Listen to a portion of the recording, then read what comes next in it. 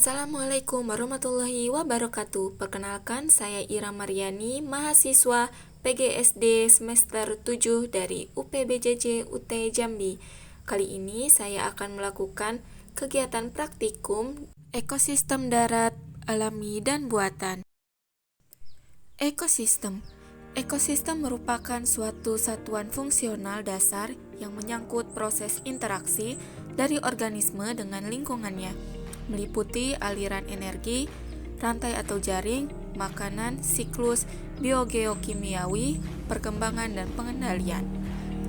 Ekosistem terdapat komponen biotik yang terdiri dari produsen, tumbuhan, konsumen hewan, dan dekomposer pengurai, serta komponen abiotik yang terdiri dari bahan anorganik, bahan organik, dan kondisi iklim. Ditinjau dari jarak terbentuknya, terdapat dua jenis ekosistem, yaitu ekosistem alami, misalnya hutan, padang rumput, laut, danau, padang pasir, pantai, dan ekosistem buatan, misalnya kolam ikan, sawah, ladang atau kebun, dan akuarium. Pada praktikum ekosistem darat ini, saya menggunakan alat dan bahan. Pertama, alat tulis. Kedua, lembar pengamatan. 3, aplikasi barometer. Dan 4, lingkungan sekitar. Di sini saya akan membandingkan ekosistem darat alami dan ekosistem darat buatan yang ada di sekitar tempat tinggal saya. Ekosistem darat alami yaitu hutan yang ada di belakang rumah saya. Di hutan ini memiliki komponen abiotik, suhu yang hangat, dan udara yang cukup lembab. Untuk pencahayaan langsung dari cahaya matahari yang agak tertutup oleh pohon yang tinggi dan rindang. Anginnya semilir dan tanahnya cukup subur. Dan air yang cukup berasal dari air hujan. Untuk komponen biotiknya, ada jenis tumbuhan, pertama pohon karet, tanaman paku, pohon sawit, talas, dan tumbuhan pecing.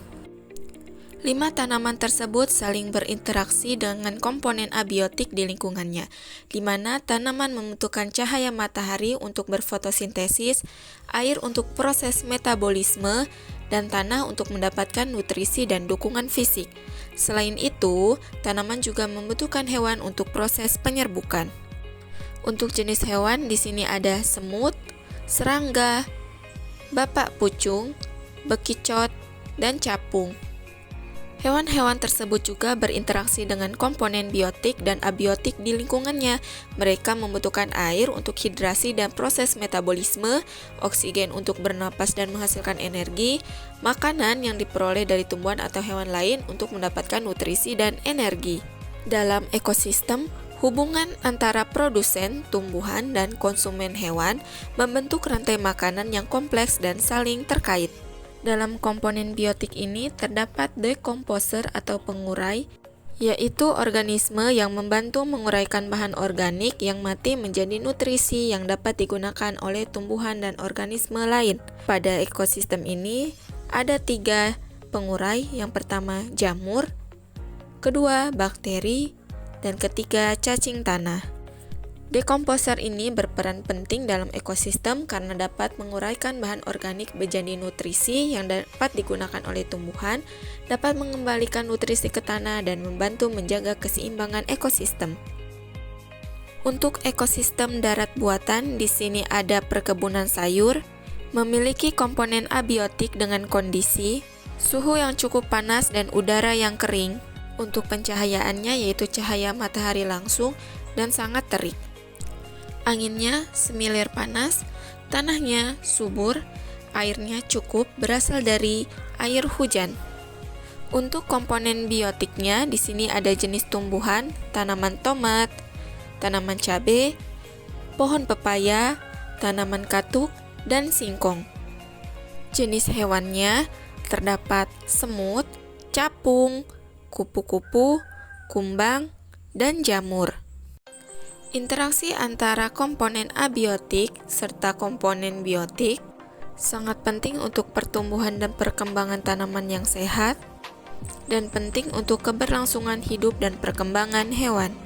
Sehingga dalam ekosistem ini hubungan antara produsen, tumbuhan, dan konsumen hewan membentuk rantai makanan yang kompleks dan saling terikat. Untuk komponen biotik pengurainya, di sini ada jamur, bakteri, dan cacing. Berikut hasil pengamatan komponen abiotik ekosistem datar alami dan datar buatan. Dari kegiatan praktikum ekosistem darat, dapat disimpulkan bahwa ekosistem darat alami dan buatan memiliki perbedaan yang signifikan. Dalam hal struktur dan fungsi, ekosistem darat alami memiliki keanekaragaman hayati yang tinggi, struktur yang kompleks, dan kemampuan untuk mengatur diri sendiri.